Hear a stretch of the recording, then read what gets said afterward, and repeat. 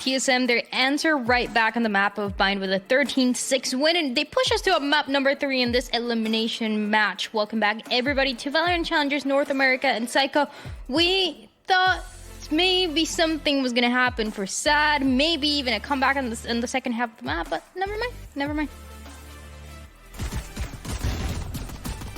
One enemy. Yeah, you know, I thought maybe from that map 1 win that they would swing that momentum into map 2 and give us the 2-0. But yeah, I think within 4 or 5 rounds, we realized that momentum was, you know, thrown to the side. I think they really struggled to get things going on this map. And it's obviously a much closer contest with TSM obviously coming out on top.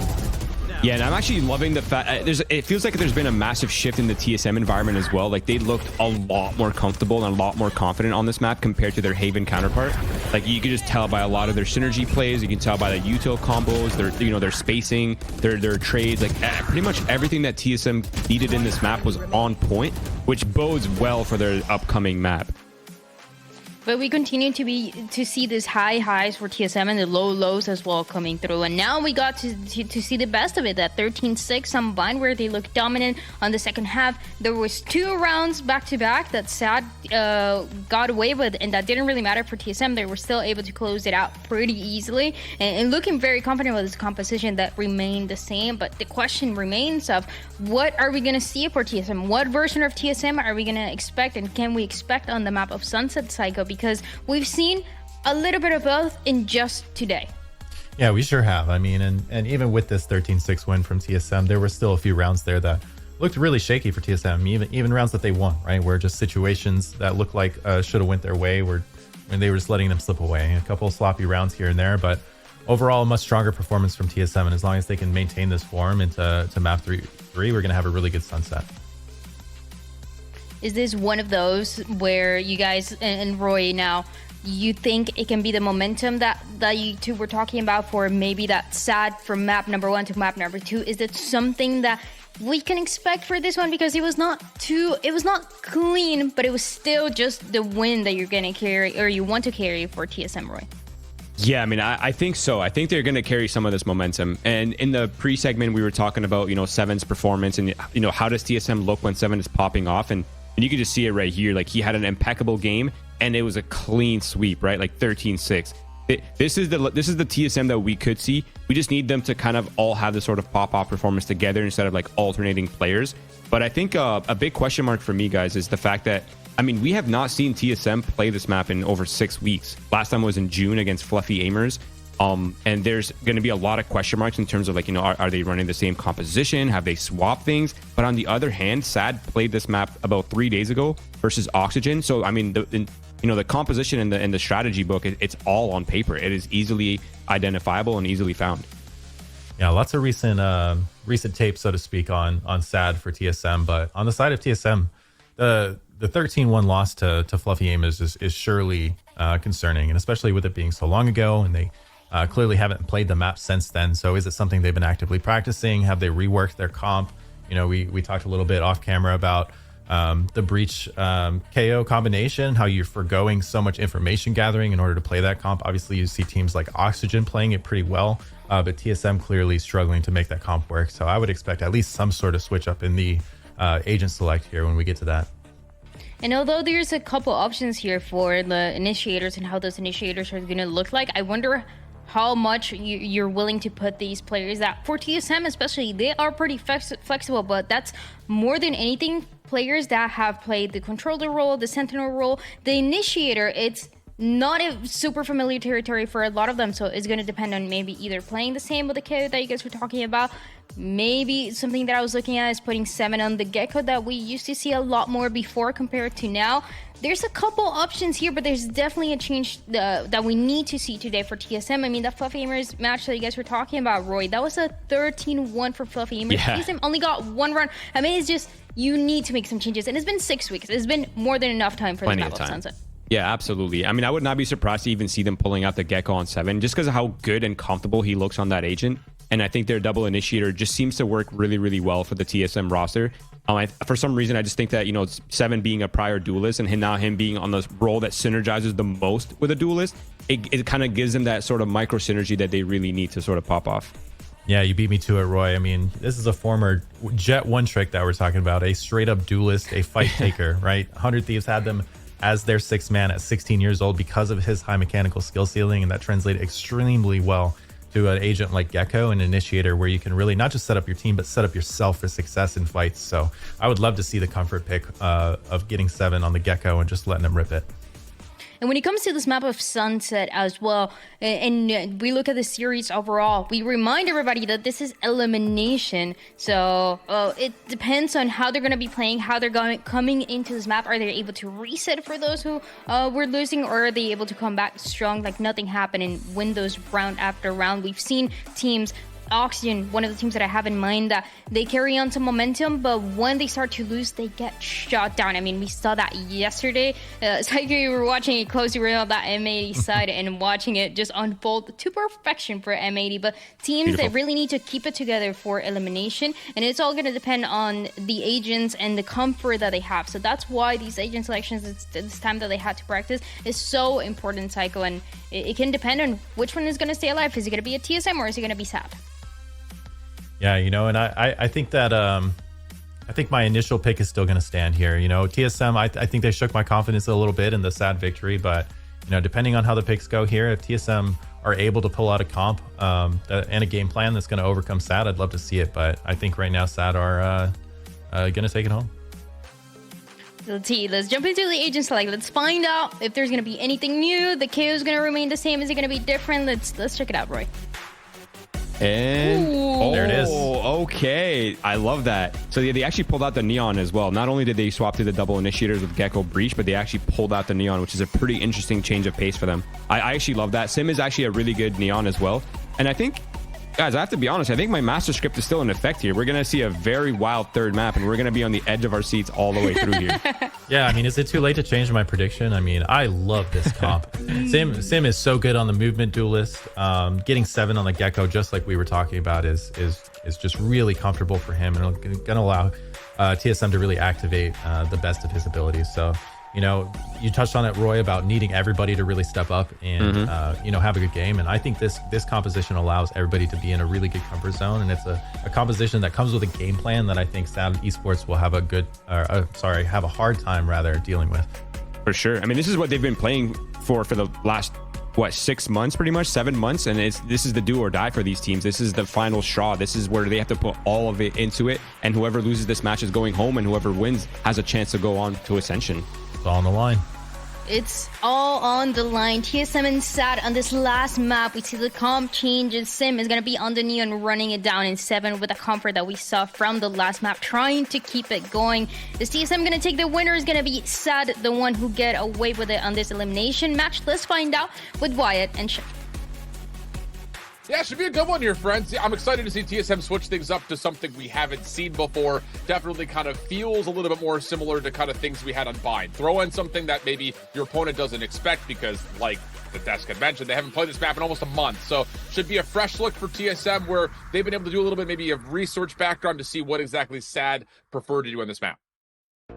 We've definitely seen that the Neon Breach duo on Sunset is very powerful. Yeah. Pretty much a mainstay in the meta of Sunset as of those Neon buffs that came into the game, however many months ago that was, maybe a month and a half ago now. So we'll see what Sim can do on that agent. His entrying was fantastic on the Raze on the last map. Rifling looking very smooth, so I'm excited to see if he can carry that momentum over here. But they'll be starting on defense, SAD on attack with a far more standard look, though. The Sova, one of the lesser played initiators for sure, versus running a Gecko with a Fade. I think the thing here for SAD is what we're already seeing. Get some early information on what's at mid and see if you can use that to put a little bit extra stress on what Poised has to consider in terms of where he sends his utility out. So there's some interesting things that I think SAD could do with this more standard composition that could lead to some benefit. I will say, just kind of thinking back, watching SAD play this map, their post plant had been miserable on this map when they had played against teams like G2 Esports in the past. So that will have to be better just overall. Opening first shots, good for TSM defense, holding strong on this B main play. Cobra's the only one to find a kill, and it's off to the races early here for TSM. Skarn was just completely isolated on his entry, dealt with easily by those TSM players flooding in through market, getting in back sight. Ferbzon is lonesome. I feel like this is something we've seen a whole lot over on Bind. Was in a lot of clutch situations, made them really close. Was starting to heat up, but a 1v4 straight off the bat. TSM playing this disciplined. 30 seconds They're not left. giving him an inch. No. Little shoulders from either Sim or Seven, and then this double swing should be through, and yeah, that's about as perfect as it gets. So good stuff for TSM, able to receive the hit. Pretty much full 5-man hit as well, by the way, through B main, including the fact that the defense really wasn't fully there. Like, Poise wasn't able to use much of his utility until later into that engagement. So really good reception there from TSM on the opening pistol, and now they're going to go into some Bulldogs with a Vandal and Outlaw, and it'll largely be just pistol upgrades for Sad. Two players over on SAD are getting those upgraded Sheriffs, knowing that TSM are a team that love to buy the Outlaw as well. Playing with fire just a bit. If they don't get a spike plant on this round, or at least a couple kills, they'll either be sacrificing heavy armor for light armor or a couple of utility pieces on their buy round, and could be in one-shot danger from the Outlaw. So Coburg, Ferbsa going to have to extract some value from that investment. And once again, a kind of passive setup here from a Proto.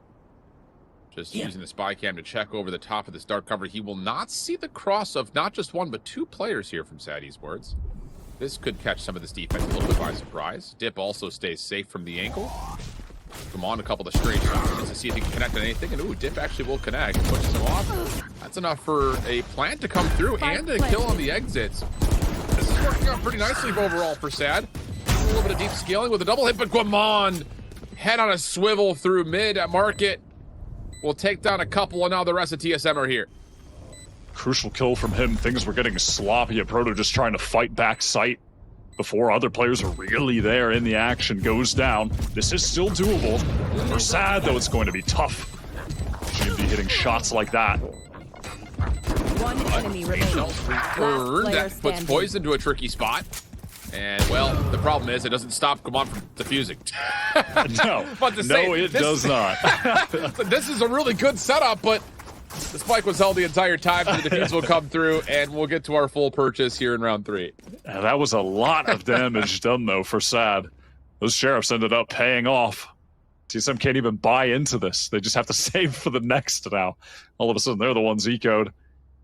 GMD, selfless, despite winning the round out for the team with his rifling. Sim, take it. You can have the rifle. I'll get the bucket. What a nice guy, you know? Yeah. That's so kind. Well, this could get where I think where SAD can find some success. Get some mid, but the problem is they don't expect Sim to be playing here, and why would you? Dizzy to follow up allows him to get out of there, and that's that explosive movement just to get immediately, not just out of mid, but all the way back to trail towards the defensive spawn. He can be anywhere at any moment in time, and now you got the Bucky in play. Although, chunk damage onto Ferbs that doesn't turn into a kill, and that's enough for SAD to get some elbow control with Sim finally making his way into the A site. TSM are making a fast rotate here.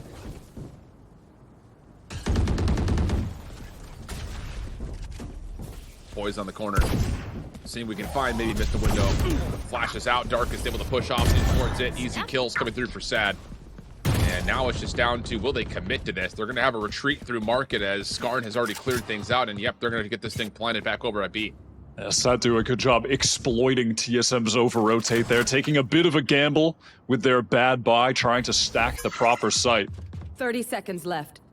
And then SAD take advantage of it by Skarn just exposing that whole top. Mid finds a second traded out by Sim. 1 versus 3. Aim has been looking crisp. It's a tall ask, though. I'll say. I mean, he's just got speed. That's all he's got. I'm out of here. Well, here we go. Here is the check. Shoulder out, sees Dip. Couple of shots will tag. And, well, you gotta respect the idea. I saw the vision. I saw something. I maybe he was gonna go and then like dash, fight the guy to the left in main, and then I'm mentally, I'm trying to piece it together mentally a little bit, but also we can move on to round 4, where TSM actually do have their full buy activated now. As Sad gather up everyone outside of A. They have the Rolling Thunder in the hands of Darkest. Explosive hit here, potentially. Yeah, fault line also over towards elbow. Flash out, and that's enough to completely catch Gamond off guard. Sim thinking about a potential quick grab, but he gets exposed. Yeah, there's just no way you deal with the tempo that Sad are able to pull in this round, and it will lead to a 5v3 post plant where you can already see TSM are saying, we're not interested. Good round, go next. Sad just have everything covered there as far as that elbow take. The recon that goes all the way in the back didn't even need to get the ping on GMD. He was already flashed, getting gunned down by Skarn from the front. It was really well executed. It's kind of funny to see Ferbson throw that trip down. I mean, Sim walks into a trip from the attacking Cypher 2 seconds into the round, but they do a great job handling that. Their economy, for at least a couple players, decent enough that they can hunt. Sure, why not? Here. Seem to know there's a little swing. Fault line does get called out, and that at least enables one elimination to come through. And now it's just about, can you take down the remaining members, as the next effort will likely be from behind. But there is a spy cam in the way, at least it was for a moment. And no more contact? Yeah, no more contact. So 2-2 the count. Couple of weapons salvaged here for TSM, but they're already dealing with a little bit of trouble here with this extra explosivity that we're seeing out of Sad. Definitely mixing in just that fast A hit round with a nice set amount of utility that was thrown in for that elbow control. And now going back to a slower default round, allowing Ferbson to just control A with the trip, play things somewhat passively, look towards B main a bit as well, perhaps, or just have Skarn keep his eyes on it. Looked like they had a fault line ready in case there was a mid-aggression from TSM to fight towards tiles. Seems like Sad are really expecting something from TSM on the aggressive front, but they've just set up with a trap play towards A, waiting for some noise, for some contact to send out a fault line, a paranoia. And this play here for 7 is not just B main control, but he's got an easy exit, and if he finds one, the Thrash will allow him to hold on to this site. And that's kind of what they're cooking with the Vandal in hand. The cape has been seen, that's the Thrash. Follow-up, no information. So now, of course, TSM over towards the actual focus on A will have to keep their alarm up. Finger guns out, but the kills are set. Great little sloppy to finish off Proto, but it still works out nonetheless. And now it's just down to can Poised make any other deterrents happen on the off angle. Not going to work, and that's going to be a 1v3 situation, but 7 does still have that Thrash to use potentially. CSM couldn't have been any better set up to deal with that situation. 7 tries to find a timing, but gets shot down. And he did so much for the rest of his team by controlling B main, finding that kill, but just allowing the rest of TSM to retain that position with their trap set up over on A. But they just simply lose every fight. Sim gets caught in an awkward transition trying to pop his ultimate. Completely falls apart. That wasn't their buy, though. This is going to be their actual buy round. Pretty much every single credit they've got spent right here. Standing ahead. Well, double blast pack play. Moving aggressive as VCT Esports. Fast lane placed, and Sim just uses that to isolate. Now in and out of the site he goes. Oh my goodness! What game are we playing? Slide canceled like it's Call of Duty. Dip able to find 3 though. Keeps the play alive. He would have to find the full ace and a 1v2. Knows he's got Gamond in the corner. But it's a crossfire setup, and well, he doesn't even take care of the first part of the problem. But what in the heck is that from Sim? That just shouldn't be happening. The confidence, the ego, the whatever it is to just keep trying to re-swing this is crazy. And also then the fact after the Dip trades out 3 and almost swings things back, huh? Holy, what a play. Behind me. Starts that all off too with a nice stun to just shut down Sad's attempt to like really burst down that lane. Really doing it all for the team. I think the cool thing about watching Sim play Neon Filter against others is pause.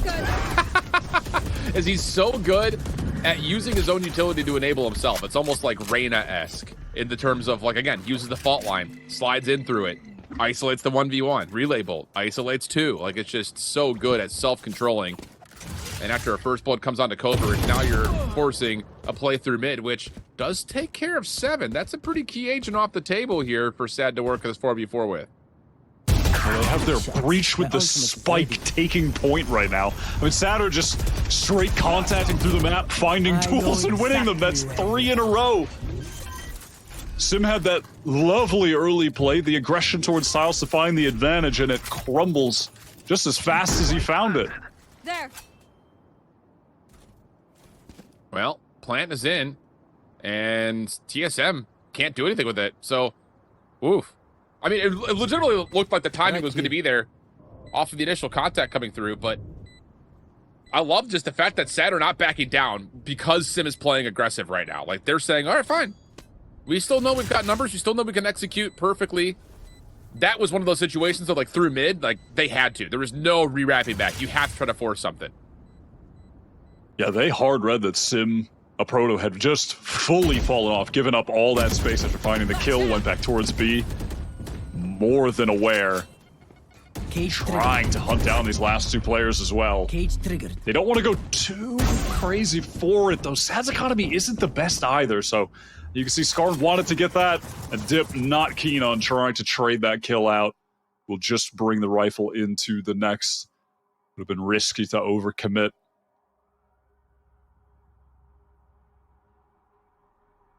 Okay. This Thrash is still being held on to, by the way. Haven't used it yet. Same can be said for the Hunter Street on the other side. And with both these two teams wanting to essentially determine the outcome of the round in the first 30 seconds, do we see something to kind of influence this A site early with any of those 2 ultimates? Skarn once again quickly through elbow, flashes and the recon bolt to help clear the backside of it, and that's enough for some good forward A progress with just Ferbsa hanging onto the flank, watching mid, using his utility to cover his back. Very significant map control taken. Kind of funny to see, but just top mid. Notice that a proto put a trip up there this time. Doesn't want to make that same mistake again. I mean, Sim is just playing so actively, though. Yeah. Not even any util, just takes a timing, just wants to take a fight. Is it risky as hell? Absolutely. But he wants to win this game for his team. Well, it's just one of those things, like, the high gear shoulder check is nearly free intel gathering. And, whoa, interesting. Darkus just tries to raw peeker on the backside at A alley. That won't work out. Thrash being held down to delay things as the spike is down right in front of this defensive setup. And honestly, the paint shells don't deter this much at all. So now you're looking to see if Skarn can continue to pull focus and see if these 2 members through mid can wrap around the backside of this play. But TSM are fully stacked up, ready to receive the play. Left. Yeah, that's 2 rounds in a row now. Oh, teleport to gather the spike. Smart from Coburg, able to get that down. Skarn is just going to hold the dark cover. Flash out for poise. Does not affect him, but it doesn't make a difference. The double swing is good, but not good enough for deal with Coburg. Follow-up decent. Ferbsa, he's been here before. 1v2 situation. Confirms intel on the first. Backs off. Now it's just down to where's the second. This is a bit of a window, and once GMD finds the angle, he will not lose the battle. So we stay round for round here. 4-4 the count going into round 9. Darkus 2 rounds in a row has been the one carrying the spike, and then in the mid-round ends up taking point and pushing deep. I mean, it worked on the previous round, so kind of just glossed over that he was the one walking through top mid, took that initial fight versus 7, and then they won out that round. But on this one, it's like, yeah, okay, I can push up. There's a guy in this corner. Let me go kill him. Oh, yeah. Oops, I died and dropped the spike in their damn near in their spawn. Massive risk taken, and they pay the price for it. They can buy up decent enough into this, though. Yeah, I was going to say, like, this is not a terrible purchase with the Hunter's Fury and potentially a showstopper if Skarn can find an orb and a kill. But the interesting thing about how this map is played so far is you've got 2 players on TSM that only have 2 combined kills. One of those being Poised, who's usually all over the map with this breach. So without the effort of Sim, Sad Esports have really done a nice job at kind of controlling how the 5v5 is going. It's just the fact that they don't have a response for Sim. Eventually you overbear them with flashes, and 7 operator out is going to be completely forced to just play a 1-for-1, which is not terrible, especially with Poise covering the exit through elbow. So now to a 3v3, Poise, both hands up, Rolling Thunder potentially to be used. At this point, I'd really like to see TSM stop trying to fight for elbow and fight the opposite side of the site, like control more towards Link, but Poise is going straight in with this Rolling Thunder. Wow, lovely kill. And it's just Coburg remaining. How does he trade that out fully stunned? Just hits the teleport to an unexpected angle, the back elbow. So he at least carries the spike with him. And imagine a world where he finds a kill 30 and then hits seconds from the left. shadows again. He may find timing here. That is crazy. He really might. Wait. He's going to get catch the orb and teleport to leave. B. That is Giga. crazy. I was watching him like, will he do it? Does he have the balls to stick the orb right now? No way he plays in this smoke. I mean, this is as risky as it gets.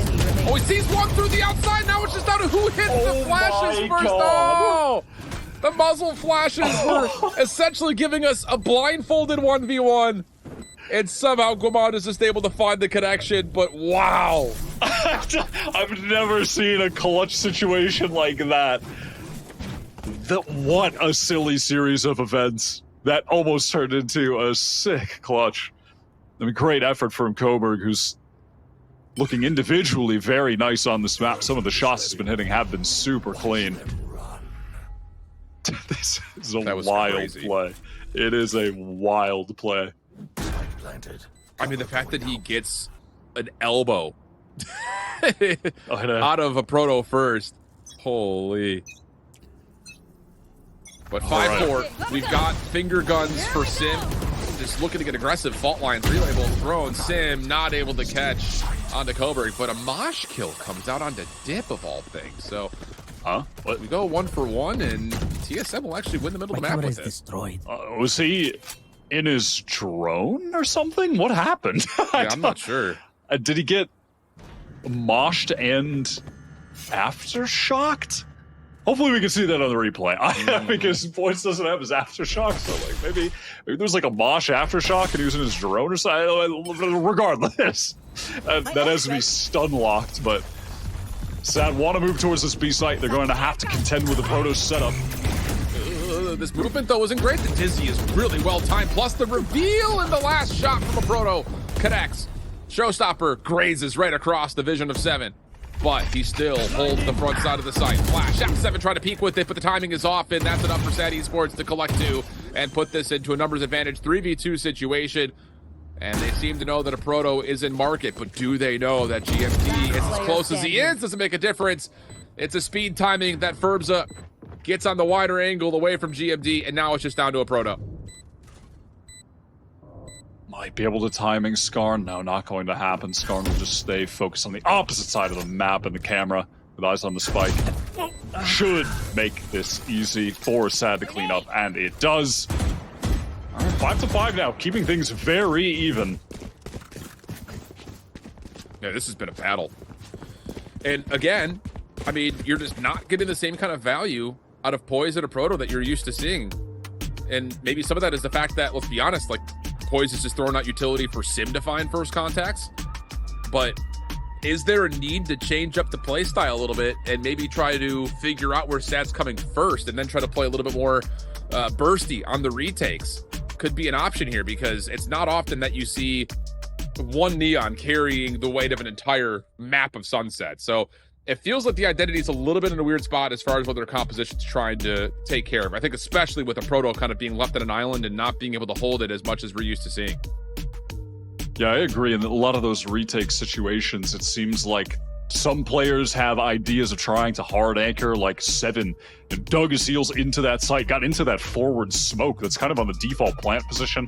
But then a Proto, he's still back in market. There's still players way further back site trying to rotate in, and it just ends up being very disconnected in some of those moments. I also think TSM, they've been struggling towards elbow. I think they need to take a different approach to fighting on the A side of the map, which is more so fighting on that Link side, where it's actually Sad. They just placed a couple pings, because at the moment, Sad's elbow take has just been destroying the players there every single time. Maybe they'll be able to right those wrongs here. Well, they're going to double stack the angle this time. And, well, that'll work. Okay. That's one way of dealing with it. You also had the relay bolt to make sure there was no flood through that front elbow position. Now the Thrash follows out. Hunter's Fury out. It connects once. Does it get the follow-up? No, but instead, it tags onto Sim. So both Seven and Sim are hit down to low HP, but all in all, TSM hold on to the A control that they wanted. They're trying to refight this, so they're walking right into Sad. It's the firing range. GMD and Sim, the two players who've done everything for TSM on this map, continuing that narrative. Claiming all 3 kills. And we're back to the Ferbsa is alone in a clutch narrative, too. Yeah, I think the other part about that was, I don't know if it was Seven who makes the call or if it was the rest of TSM, but Seven's able to collect all of his buddies back again. So definitely felt like because of the kills, the way they happened, especially with the opening, plus, of course, the knowledge that you pushed off the close side angle at A main. Hey, let's just continue to use more and get these these little friends of Gecko back into the pocket. So 6-5 the count, and a limited purchase here for Sad. Not quite able to go into what they want. They're just going to have a couple of pistol upgrades with Vandals, but they do have the Rolling Thunder, so a key ultimate possibly in the wheelhouse for the offense. Yeah, that was a good adjustment from TSM towards elbow on that one. They're playing there again. But Sad, they did use a different recon that went a bit deeper. And again, Sim is just ready for this. This double stack playing a little bit further back has punished Scar in 2 rounds in a row. Yeah. And the timing, fault line into the flashpoint has a small window where you can't just go from one to the other. And that was simply put, Skarn trying to get into the flash. Just does not hit in time.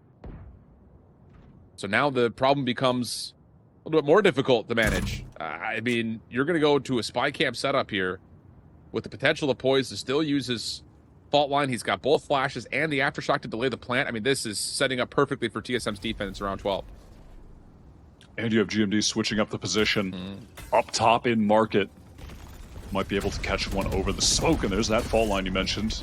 Good delay, aftershock as well. Just gets GMD back in the picture with help nearby. Hasn't spent the paranoia yet. Not sure if there's a commitment here. Whoa, the timing was awkward, but Coburg misses the window. So now it's just down to 3, and this is going to have to be a Rolling Thunder hit 30 seconds left to stop any possible retake at A. Can Ferbsa line up a couple? Sure, he's going to take down 3. Now the neural theft is out, plus the exit. And oh my goodness, Ferbsa may have just saved the round because you're going to get a plant plus the opportunity for the Rolling Thunder to create more space. That's just about Darkus getting into a good position with that, being able to connect onto both Poised and a Proto.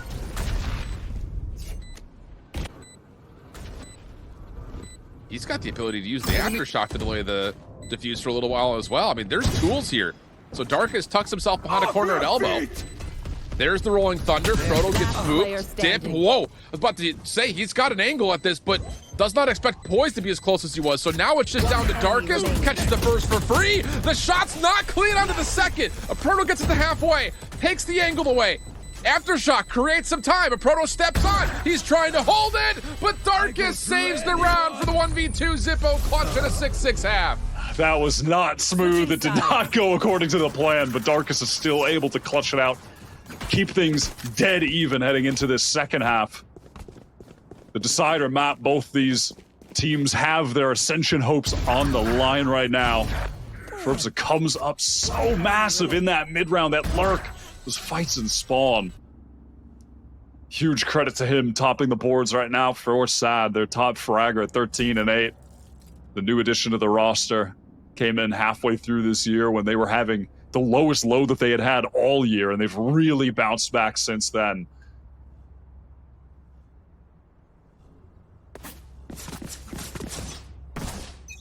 What a wild half.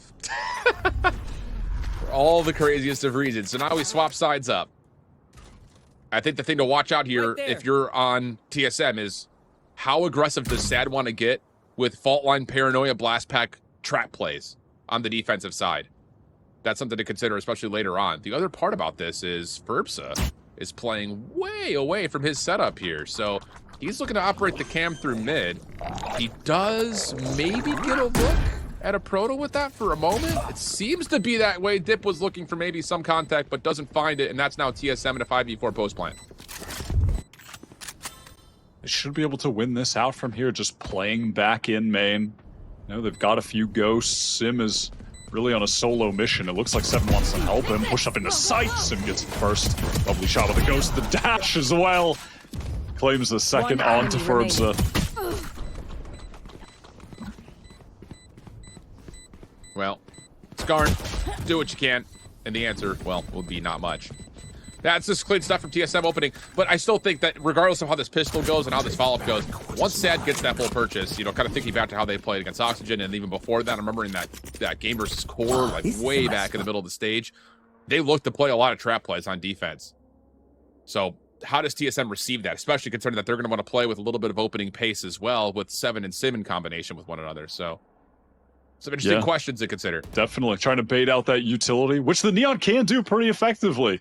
Getting up fast and you can run away just as quickly. Trying to get that early nade out, early fault line out. Slide back to safety. Same setup, essentially, for Sad, at least in regard to it being a 1-4 with the stack over on A, but this time it's Ferbza the lone man on B. Or previously it was Dip just playing this off angle, but Sim, fantastic entry kill. Reaction not on point there for Ferbza. He looked like he was lined up pretty much perfectly for it, but the wingman instead, with the free first blood, will get the plant. And well, Sad Esports, how do you retake with classics and a sheriff against this? Yeah, at this point it is just the hopes to deal any bit of damage that they can, which is not as impactful in the current second round meta, where you have two players just bringing over those pistols. Sim racking up a few more, getting closer to that ultimate. One enemy remaining. Now push forward, just trying to make sure that some of these rifles that were purchased can be collected again. That will largely happen.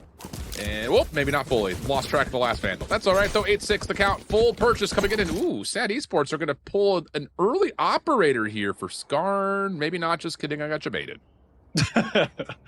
But almost. But almost. And we'll see if Sim looks like, yeah, he just wants to rely on the ultimate. Yeah, just going to purchase that Bucky. Have the overdrive. Doesn't need the rifle. Seven picking up that outlaw. Couple one-shottable targets. Whoa, okay. Melted one. Ooh, clean return, though, from Darkest. But elbow control goes the way of TSM. Opportunities to fight this back, though, if you're Sad. You've got Aldrone still at the ready. If Dip wants to try to maybe open up an opportunity for either Darkest or Coburg to possibly get a repeat. Dark cover deep at mid, and this elbow push is one of those things that if you're Sad, you got to be keeping your eye on this the whole way through. 100%. Proto trying to take a duel against the opposing Cypher. Dizzy over the top, and Darkest completely caught, but the crossfire is fantastic. Coburg and Dip anchoring that site to perfection. And now it is just the Proto who Ferbza did contact earlier in the round and will be able to send to the grave as it ends. Nicely done from Sad, just locking down that site, not being baited off by the noise cut. And that's going to be, I think, the thing here for TSM. As much as they can take ground quickly, they're still giving the question of how do you actually break onto the open angles in sight. You know, getting into B main or getting into market, or in that particular case, getting into elbow. You don't feel like it's going to be super difficult to do, but once you have that position, what do you spend after that? Because let's be honest, as much as Neon can be self-sufficient, she does need help to get into the more open spaces. And ooh, off the barrier breaks, we're going to get a little bit of a focus hit through mid. And that's enough for Coburg to say, I'm not interested. Darkest throwing some spam shots to the dark cover do land, and now here comes the quick hit into market. Looks like they want to slow things down, just waiting for the smokes to come down from GMD. The wingman to run into the site and get the spike down as well. This is such an odd post-play situation. TSM's position, they're all posted up in mid, playing so heavily from market. Great timing for Poise. This is the thing, is there's not a lot of utility left. Coburg's just going to hold this. Okay. I am a little bit lost there. Yeah. They had the spike planted for main and for market, but there was only poised market.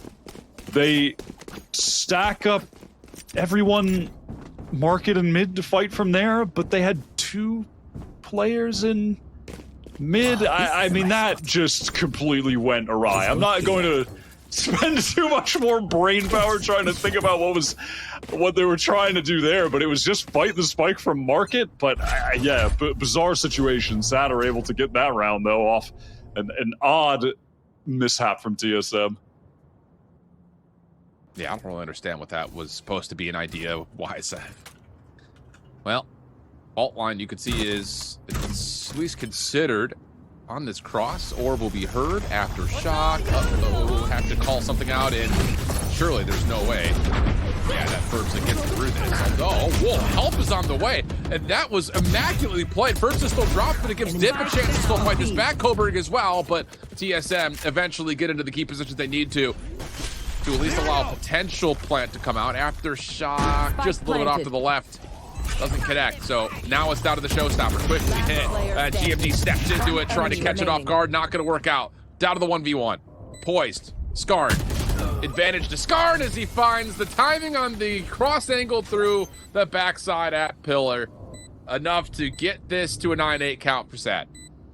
They really just tried to bring things back to basics there, TSM, after their previous round devolved into madness.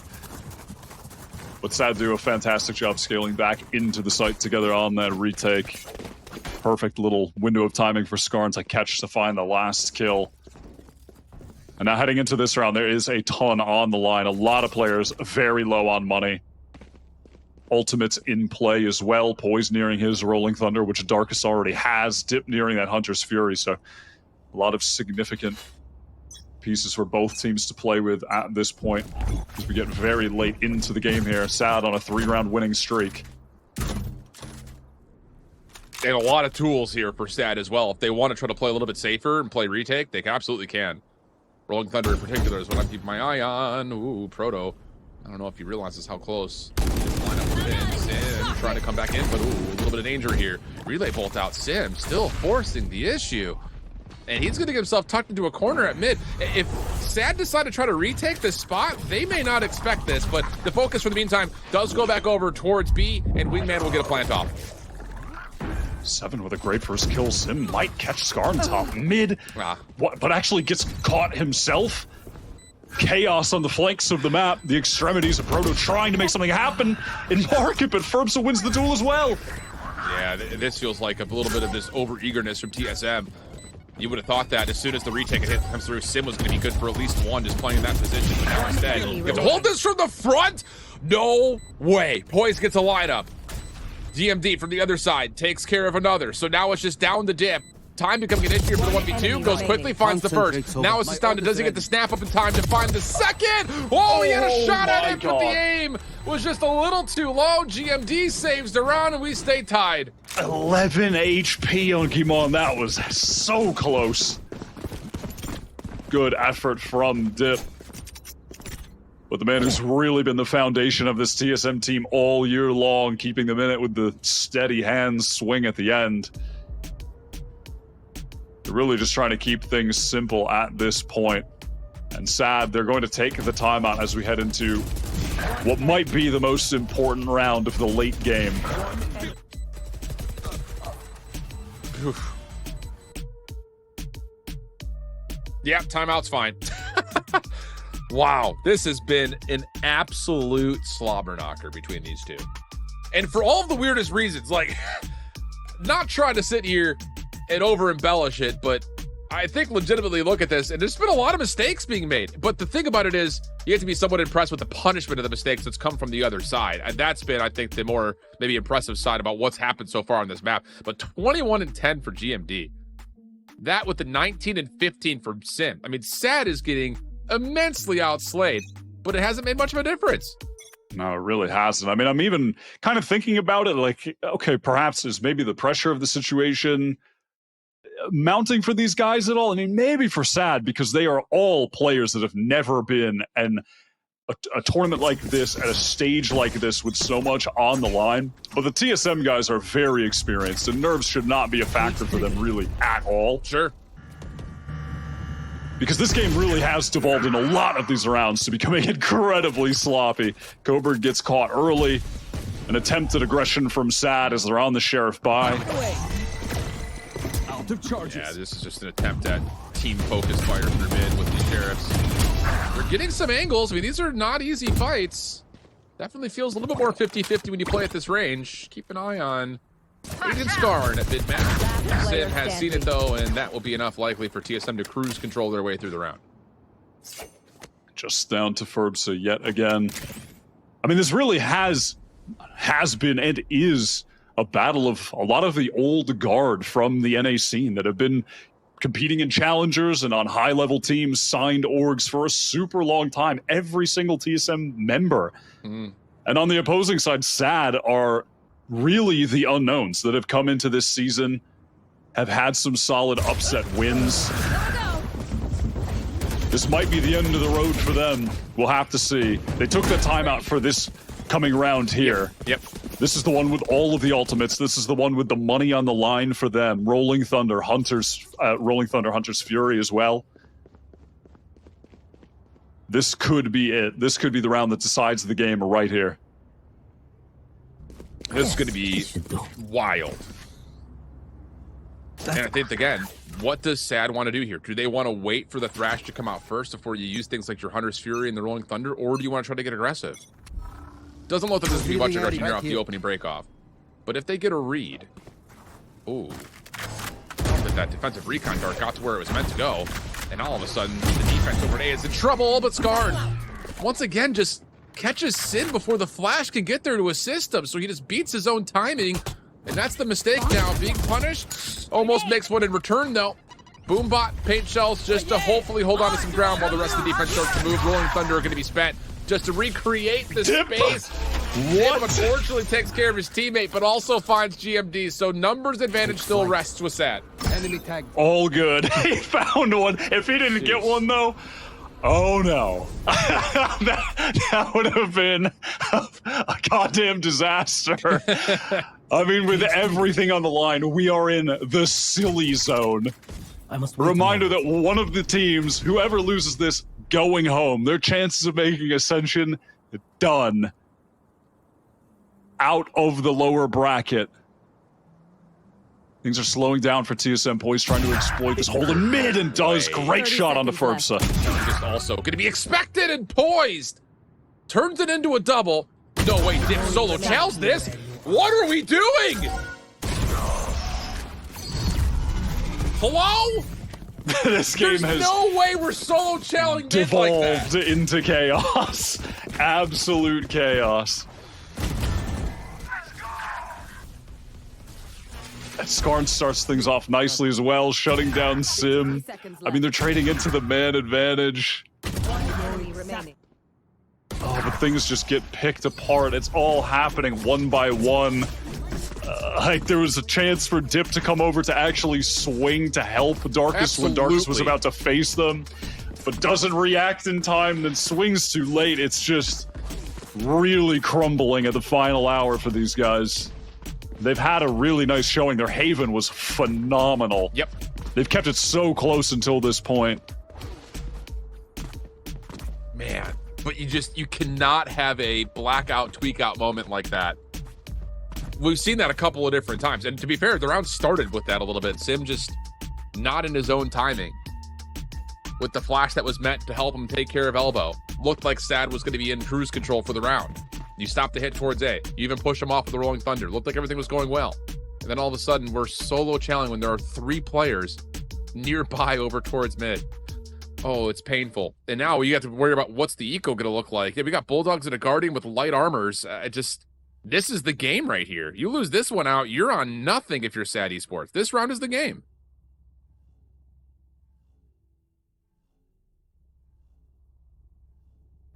Yeah, you're absolutely right. This is the full investment. If they lose here, they're going to have pennies for the final round. Cage trigger. Not really close to any ultimates aside from Skarn. Might be able to get his in time. Wants to get this orb. breaks the cam, fights forward. He's all alone right now, playing off this one way, while the rest of his team focuses their attention towards B, towards mid. I will say, in terms of how you put together a decent setup, considering the weapons, this is a great start for it. There. You've got Light Armor, Vandal, Skarn holding on to A essentially by himself, a double stack at the backside of mid. You're just watching crossing angles. That's a Guardian, or pardon me, that's a Bulldog setup there. And then your Guardian and your Vandal inside B has some help with the Cyber Cage, Cyber Trap rather. So I mean, this is a good setup in terms of how you put yourself in the best positions possible. But the issue is, if Skarn gets caught here, he's only got one blast pack to get out. Does Sim wait for the timing? This time it's Proto who finds the first contact, and now Sad are in trouble. TSM slow things down. They catch Dip on the rotate top mid as well, poised. The IGL, an experienced one at that, has been competing in NA Valorant for a long time, all the way back to 2020 with Dignitas. Finds that crucial kill. And now they trade out onto Darkest. They're trying to take things patiently, trying to not make any little mistakes to allow Sad back into this round. Well, that's something. It's not much, but it's something. 2v3. Sim could still just use the high gear to throw aggressive shoulders if he wants to. Just comes down to if that is needed whatsoever. One-way smoke is out. Sim still just sitting, waiting. He's going to have both Sad members right in front of him at time. There's the push for, but Coburn gets the kill. Mosh out to delay the potential defuse. Ferbs has got to push with the Guardian. First shot, I think a body tag. Now it's just down to Coburn. He's trying to hold this to get to halfway. Seven just dances in. That's enough to pull him off the defuse, and TSM will get to series point with Sad Esports on a pretty miserable bye coming up. And even then, it wasn't easy. You know, Sim is sliding in off of the Dizzy, but the elbow player's just a little bit far behind. And none of these rounds have come easy for either team. A lot of individual efforts required. GMD stepping up in a lot of these moments. Sad have cobbled together another perfectly okay at best buy for what might be their final round in the Challengers playoffs. Oh, and we're just sending it through a fault line, and it nearly works. Oh my goodness, Skarn was chipping earlobes off of GMD there for a moment. But now instead, the defense is going to be stretched a little bit thinner. The only bit of good news here is the fact that they have avoided most of this Rolling Thunder, and Coburn almost teleports to safety, but instead gets found out. Darkest also drops in towards Market. And, well, you get information that Ferbs is nowhere near this play. So you take your current 3v1, you set up your post plant, and TSM have the world in the palm of their hands here to try to move on to the next round. Just going to play it in the safest way possible, the most consistent way to win this situation. Man advantage, play from main, just fight on spike tap. Well, the recon dart will at least Scanning ahead. get information onto one. It's Proto. He also gets revealed. Ferbs has got the challenges, but how do you when the cross is being watched? Well, maybe just get an opportunity to do this! What? Oh my God! Way! What the hell is that? All right, we're not done quite yet. He can't be allowed to get away with that. The series of 3 kills, just straight duels. Skarn really had an opportunity to be the hero for his team, could only get the one. GMD whiffing while he swung into both players there. Can't connect with the Vandal. And look at the state of the economy now. If Sad win this, it's TSM that are going to be crippled.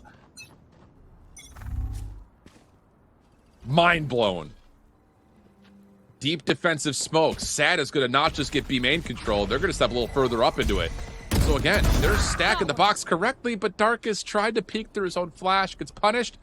Surely Dip has to just hold this ground. No way you challenge this. And he will wisely back on in. Skarn also retreats into Market. Oh, great trade from Skarn. Wow, instant showstopper. Not sure if he'll find a kill, but at least denies some of that space. A lot of damage onto 7, exchange to both of them. Poise just running in and dies. The softball toss! Oh my goodness, the paint shells find so much damage! Down mid. Ferbs turns that into a double! So now GMD just gonna use the From the Shadows to collect the spike. paranoia out as he realizes there's an immediate threat at market, but does clear off that mid angle. And maybe a chance with this separation to give himself a chance at the 1v2. But both players holding hands here for Sad. We're going to get a post plant. Planted shadows traveling. Smoke for market. GMD will just slip inside of that. Hoping that someone might be walking through there. Can get a free kill. Won't be offered that opportunity. Finds the timing onto Firms. Oh my god, Dip wasn't able to trade it. He was around the backside of the pillar. I think they were trying to clear the backside of the site together. But instead now, Dip is going to hold it. Not just for halfway, he's going to try to take it the whole distance. And that decision will have the elimination of Sad be the result. But wow. I mean, we're talking pull out your hair moments a couple of different times, but it doesn't take away from the entertainment value.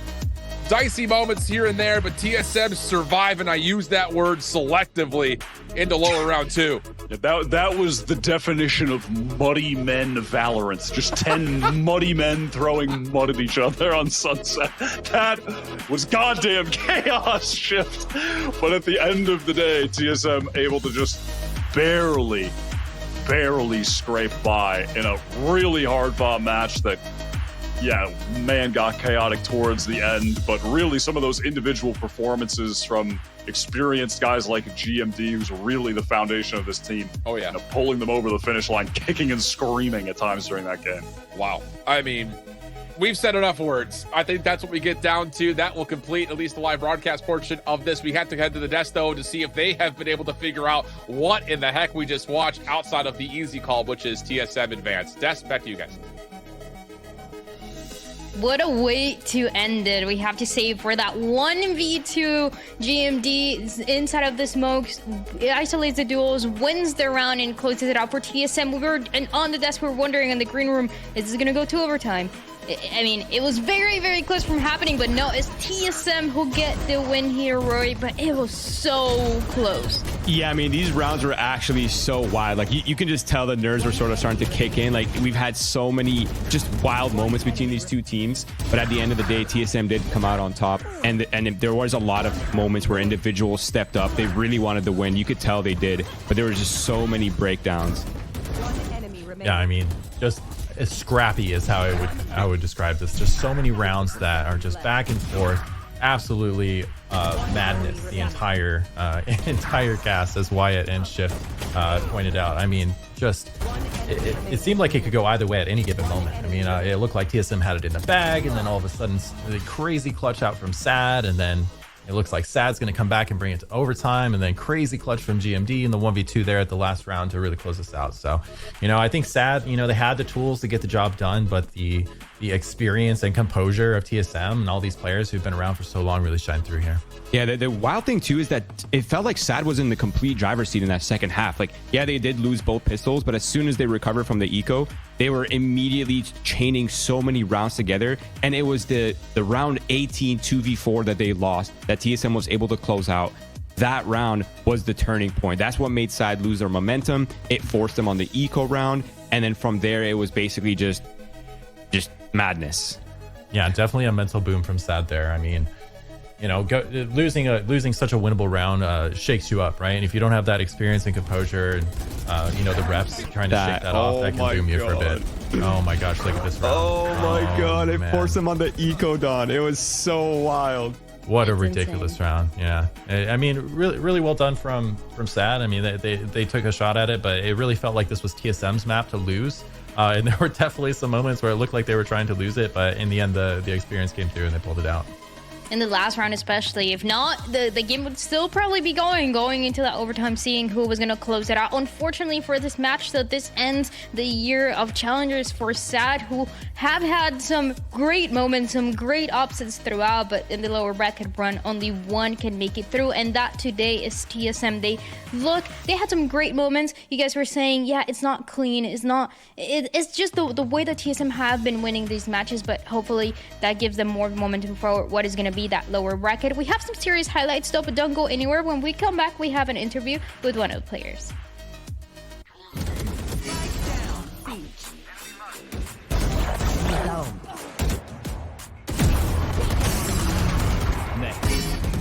One enemy remaining. tag. One enemy remaining. 3 gone.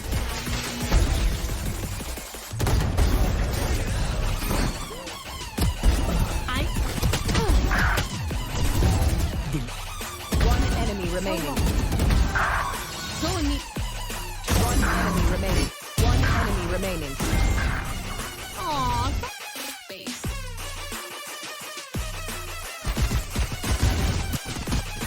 One enemy. One enemy remaining.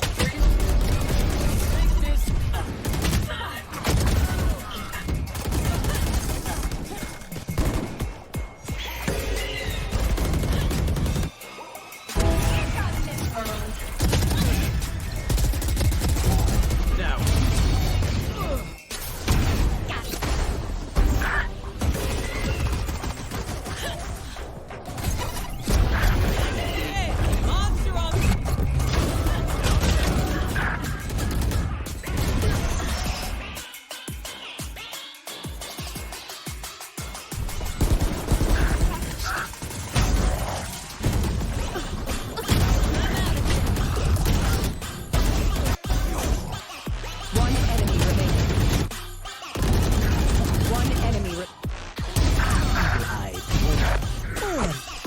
One enemy remaining.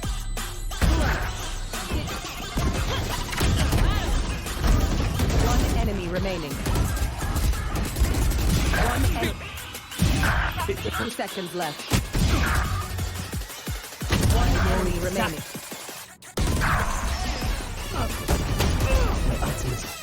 One enemy remaining. No more. One enemy remaining.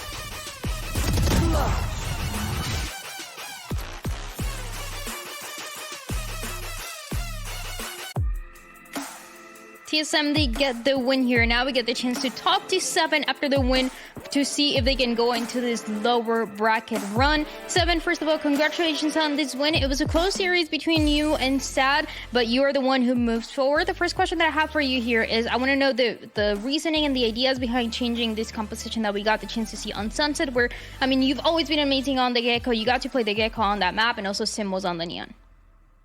I think we just kind of wanted to change, right? We had, I think, 2 weeks between playoffs and the split. So we kind of just figured that, you know, I've been really well on the Gecko. I've been doing it really well. People would say it's like my best agent. So I think it was just good to, you know, have me on the agent and have, you know, make use of like the new Neon buffs. Yeah, it looked really great for a lot of those rounds, and like you said, we've seen you on the Gecko. I was saying I don't think we've ever seen a bad Gecko game for you. It's been insane. But I also want to ask about what we saw on the other side. Sad have throughout the year always been that team that looks great when it comes to coming up with these weird compositions, weird ideas. We saw it on the map of Haven. Was it hard for you to reset from that map 1 where they were playing that ISO and the deadlock to in that second and third map? Honestly, losing that first map was frustrating because, like, I believe we had a good game plan going into the match, but when it actually came down to playing it out, like, we didn't like follow the strats. We weren't like playing together as a team, but we did a really good job at resetting. Obviously, that's one of those teams that's like, you know, if one of 2 guys on a heater, they just like pop off, right? So it just kind of comes down to like playing together as a team and making sure that those like players can't pop off.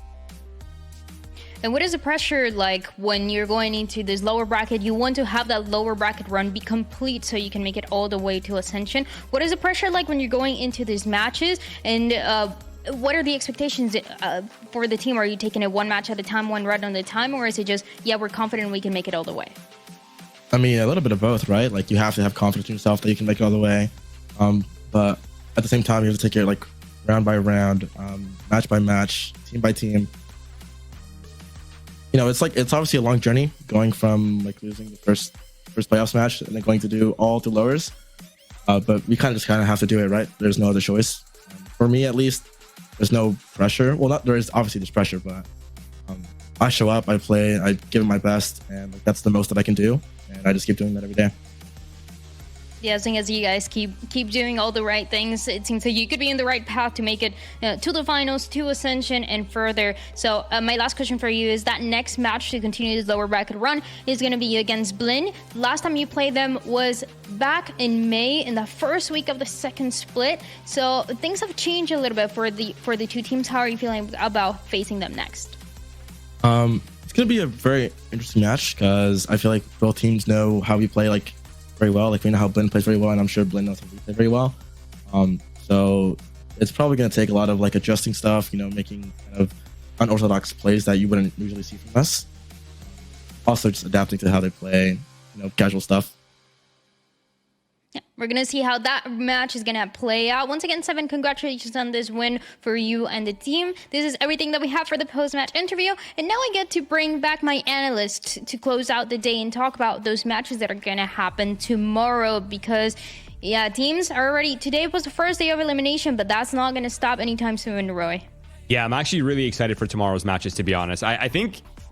I'm trying not to get ahead of myself, but I think tomorrow's match, especially Oxygen versus Dark Zero, is going to be one of the best matches we've had in VCL North America so far. Everything's at the stake. There's nothing left to be left on the table. It's really just do or die for these teams, and I think the Blinn versus TSM match will also be quite a banger. Definitely. I mean, you have Dark Zero and Oxygen. They were two of what I would say are probably the 3 or 4 favorites coming into Challenger finals here this year. And you have them meeting each other pretty early on in the lower bracket finals in an elimination match where one of them is going home, right? Only 2 teams, as you guys said, make it to Ascension at the end, and one of these is not going to, right? And these are 2 of the powerhouses. So I think that's going to be a great match tomorrow at 4 Eastern. And then right after that, we're going to see TSM, who we just saw beat SAD, play Blinn Esports, who have been a bit of an underdog. You know, they came in as a collegiate team trying to make their mark, and they did so by beating some big teams like M80, a pretty good team, if I say so. You know, yeah, no bias. Yeah, no bias there, but you know, they really showed that they could step up and strike against some of these big dogs. So that match will be interesting as well, and I can't wait to watch it. I really cannot believe that is Dark Zero and Oxygen in the lower bracket. You tell me about that match, and I think it's the upper bracket. I'm 100%. A lot of the people in the community were thinking this was going to be the 2 teams that were going to be on the upper bracket, but all the way up, the teams like M80, they had a different story to tell. So the Challenger scene, the Challengers playoffs, the finals continue to be so back and forth with full of surprises, and we're still yet to see who is going to represent North America in Ascension. You guys need to keep watching to see who's going to make a lower bracket run and who's going to continue a lower bracket run tomorrow. We'll be here same time, same place. We'll see you then. One enemy remaining.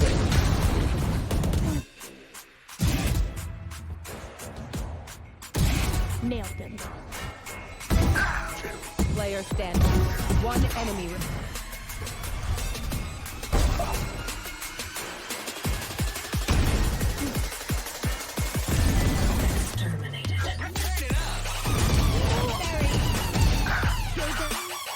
One enemy remaining. One enemy remaining. Spike planted. One. Spike down A. One enemy remaining. Thrifty. 10 seconds left. One enemy remaining.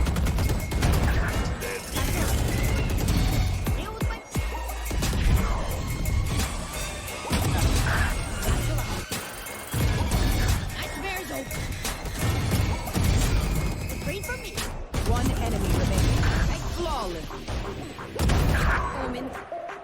One enemy remaining.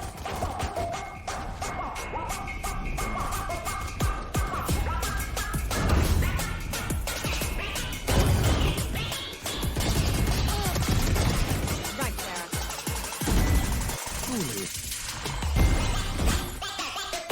One enemy remaining. Hey.